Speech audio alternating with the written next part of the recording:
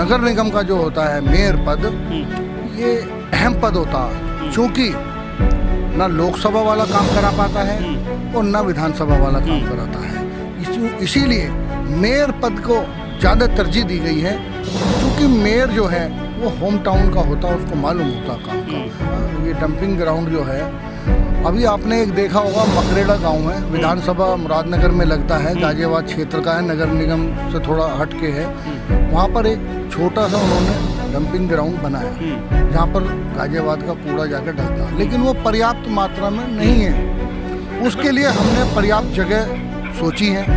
जब हमें जनता ये जिम्मेदारी दे देगी, फिर आप देखना कि हम 6 महीने के अंदर इस गाजियाबाद की काया पलट कर देंगे, हरा बना देंगे। इस गाजियाबाद को प्रदूषण मुक्त करेंगे, बीमारी मुक्त करेंगे, सफाई व्यवस्था की जो उसको भी दुरुस्त करेंगे।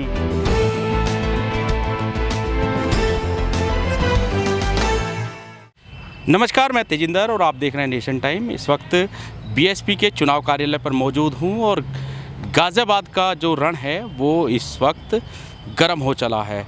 महापौर के प्रत्याशी के तौर पर अयूब इदरीसी जो हैं, उनकी धर्मपत्नी को यहाँ से निसरा खान, जो कि जिनका नाम है, उनको चुनाव मैदान में उतारा गया बसपा के द्वारा। फ़िलहाल यहाँ पर चुनाव प्रचार में पूरी तरह से व्यस्त है और उनके व्यस्त समय में से थोड़ा सा समय उन्होंने हमारे लिए निकाला। क्या कहेंगे, अब पूरा चुनाव जो है वो पूरे चरम पर आ गया है। हालांकि 11 तारीख को मतदान का दिन है, उससे पहले कैसा रेस्पॉन्स है अभी फ़िलहाल?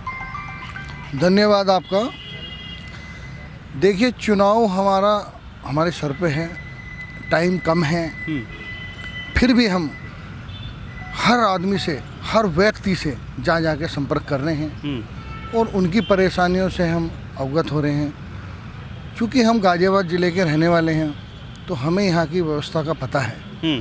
यहाँ की जो व्यवस्था है वो चरमराई हुई है, यहाँ की कानून व्यवस्था चरमराई हुई है, यहाँ की जो उद्योगों की व्यवस्था है वो चरमराई ही है, यहाँ की जो खेल की मैदान की व्यवस्था है वो चरमराई है, यहाँ की जो स्वास्थ्य की व्यवस्था है वो चरमराई है।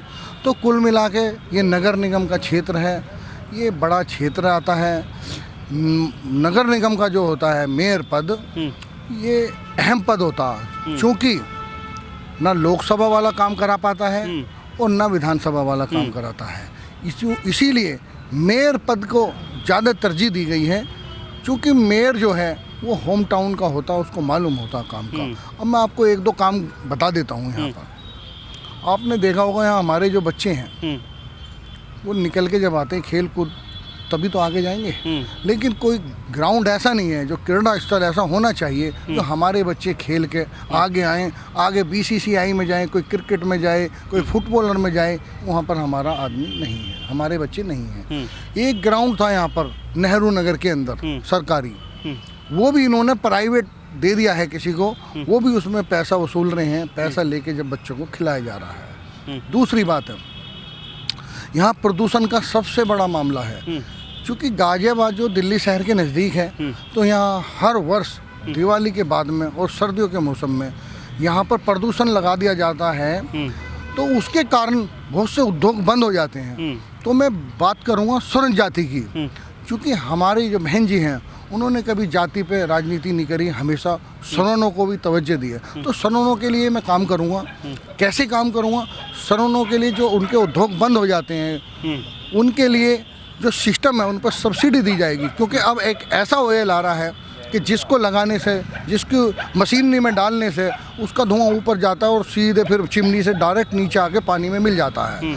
तो जब प्रदूषण फ्री हो जाएगा गाजियाबाद, तो स्वास्थ्य, यहाँ हमारे बच्चे स्वस्थ होंगे। स्वास्थ्य हमारा बच्चा तब होगा जब हमारी पानी की व्यवस्था सही होगी, क्योंकि बरसात के अंदर पानी भर जाता है गली मोहल्ले के अंदर, और जब गली मोहल्ले के अंदर पानी भर जाता है तो मच्छर महामारी पैदा हो जाती है। वो मच्छर हमारे बच्चों को काटते हैं, फिर लेके चलते हैं हॉस्पिटल के अंदर। हॉस्पिटल एक इतना बड़ा गाजियाबाद होने के बाद एक हॉस्पिटल है, दूसरा एक संजय नगर में खुला है, लेकिन चूँकि यहाँ की आबादी ज़्यादा है तो यहाँ कम से कम 6 हॉस्पिटल होने चाहिए। तो भाई साहब, यहाँ की व्यवस्था सारी चरमराई हुई है। तीसरा मैं आपको बताता हूँ, जैसे मैंने आपसे अभी बताया है कि सुरंगों के लिए हम काम करेंगे।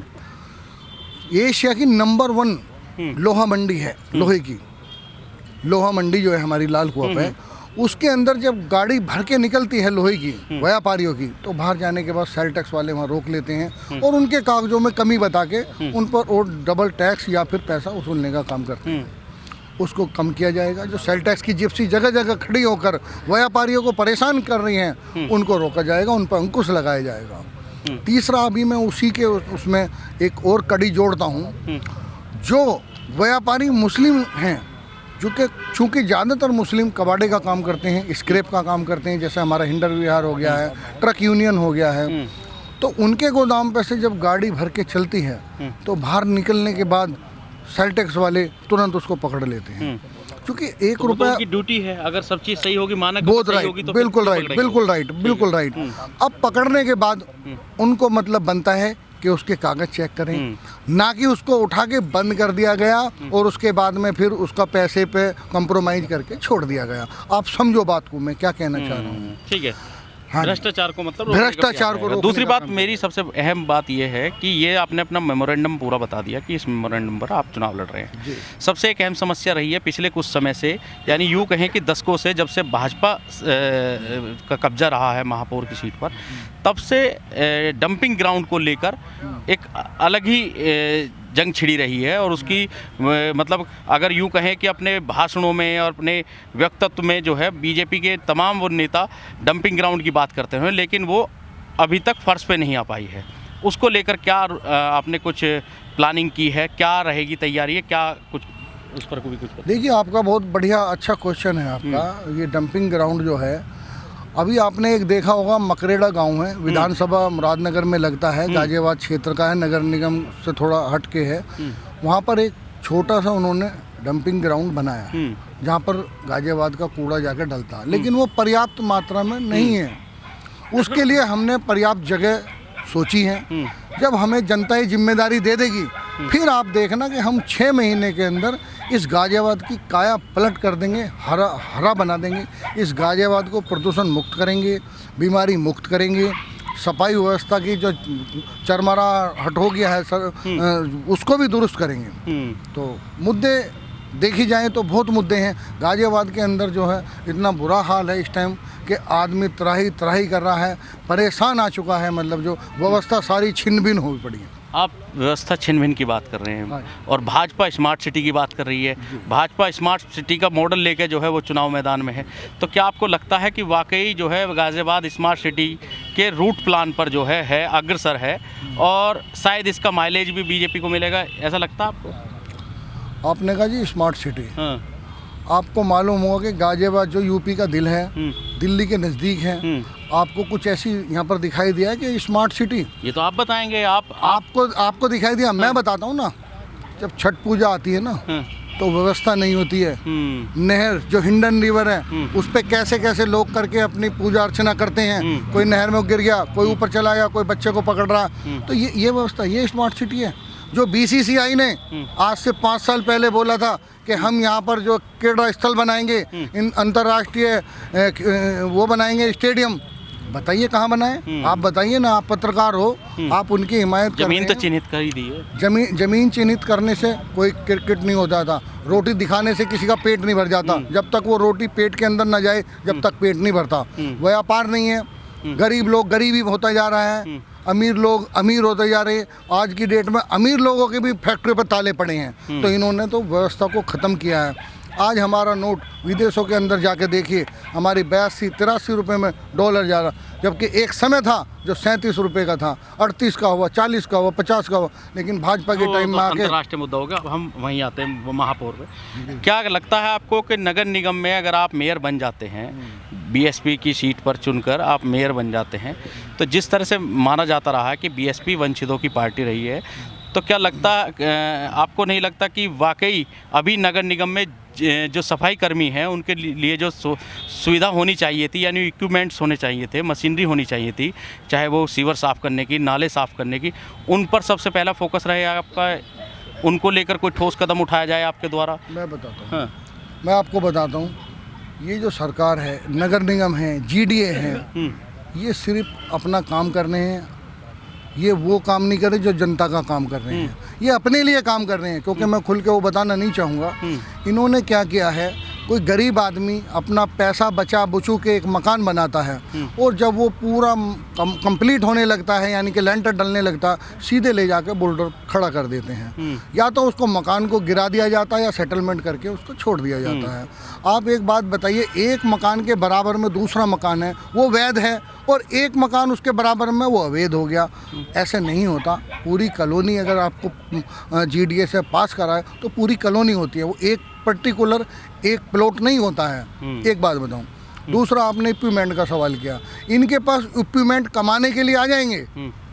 सपोज बुलडोजर तोड़ने के लिए तो अरेंजमेंट कर लेंगे, लेकिन सफाई करने के लिए कोई ना बुलडोजर हायर करेंगे, ना एक्सकेवेटर हायर करेंगे, ना छोटे मोटे और जो इक्विपमेंट है, कोई एक्सकेवेटर से अलावा इनके पास कोई सिस्टम नहीं है।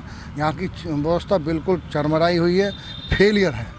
अच्छा, सफाई कर्मियों, क्योंकि काफ़ी समय से देखा गया है कि सफाई कर्मी जो है वो लंबे अरसे से मांग कर रहे हैं अपने आप को मतलब सरकारी एज ए सरकारी कर्मचारी फिक्स करने के लिए। तो क्या उनकी मांगों को लेकर जिस तरह से वो लगातार धरना प्रदर्शन करते रहे हैं और जो संविदा पर काम कर रहे हैं उनको परमानेंट करने की मांग को, आप उस पर भी कोई अपना फोकस रखेंगे? बिल्कुल बिल्कुल बिल्कुल। जो सफाई कर्मचारी हमारे भाई कुछ दिनों से रेगुलरी मतलब जो है प्रयास कर रहे हैं, उनको परमानेंट नहीं किया जा रहा है, उनको हम करेंगे, परमानेंट करेंगे। और नई जो और भर्तियां हैं उनको भी भरेंगे, तब ताकि नई भर्तियां भरेंगे तो हमारे जो है शहर का काम होगा, स्वच्छता बनी रहेगी, व्यवस्था बनी रहेगी। इसी तरीके से जो हमारे ऐसी भाई हैं जो मजदूर बन के रह गए हैं, उनको मजदूर नहीं, उनको व्यापारी बनाना, उनको पढ़ा लिखा के अधिकारी बनाना है, उनके अंदर जोश भरना है। जब वो पढ़ेंगे लिखेंगे तो आईएएस, डीएम, एसएसपी, आईएएस अधिकारी बनेंगे। तो ये काम हमारे जिम्मेदारी बनती है। हम चुन के आएंगे, इन लोगों पे ही चुन के आएंगे। इन्होंने अगर हमें चुना है तो हमें इनको चुनना है, हमें इनके लिए काम करना है, हमें इनके लिए समर्पित होना है। हम इनके ऋणी रहेंगे क्योंकि ये हमें जिता रहे हैं। मेरा आखिरी सवाल, आप इससे पहले बीएसपी के चुनाव चिन्ह पर विधानसभा के चुनाव भी लड़ चुके हैं। उस चुनाव में और इस चुनाव में क्या अंतर आपको नज़र आ रहा है और आप कैसे इसे अलग देख रहे हैं? वेरी गुड क्वेश्चन आपका। देखिए, विधानसभा का जो इलेक्शन है वो एक पर्टिकुलर एक एरिया है जिसमें कि लगभग 3.5-4 लाख वोट का होता है सिस्टम। लेकिन ये नगर निगम का है, इसमें लगभग 15 लाख कुछ हज़ार वोटें आ रही हैं।